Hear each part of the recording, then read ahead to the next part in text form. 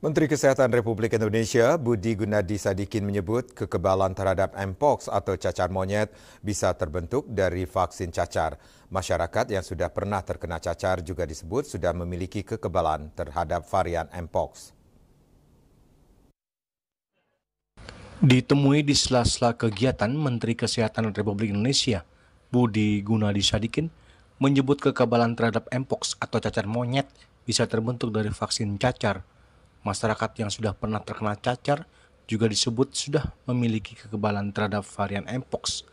Menkes juga menambahkan saat ini Indonesia telah memiliki fasilitas genomik untuk mendeteksi secara cepat jika virus Mpox masuk ke dalam negeri dengan menempatkan tes PCR di bandara-bandara di Indonesia.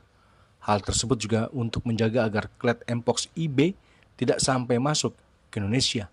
Mpox klat IB disebut memiliki fatalitas yang lebih tinggi dan tengah mewabah di Afrika bagian tengah, terutama Republik Demokratik Kongo.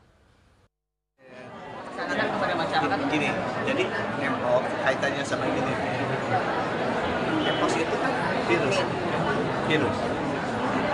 Virus ini dengan adanya teknologi genome sequencing itu bisa deteksinya sangat cepat sekarang ini.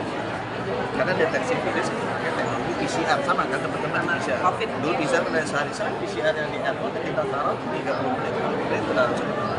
Itu teknologi. Yang nomor dua, vaksin. Vaksinnya emang sudah ada. Ya sebenarnya emang kita dulu semua yang pox itu virusnya satu family. Jadi kalau kita udah pernah dicacar, sebenarnya ada juga daya tahan. Jadi sebabnya nggak usah terlalu khawatir. Hampir semua kecuali yang muda-muda.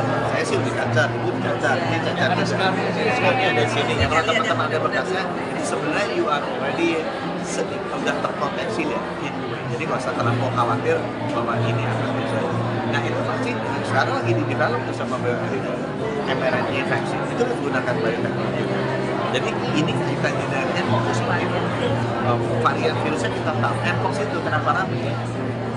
Sebenarnya dari 2022 udah ramai. Itu 0 sampai 30 ribu. Dia declare tuh public health emergency. Dari Jakarta, Juli Suwarte dan Ketut Sumadiasa melaporkan.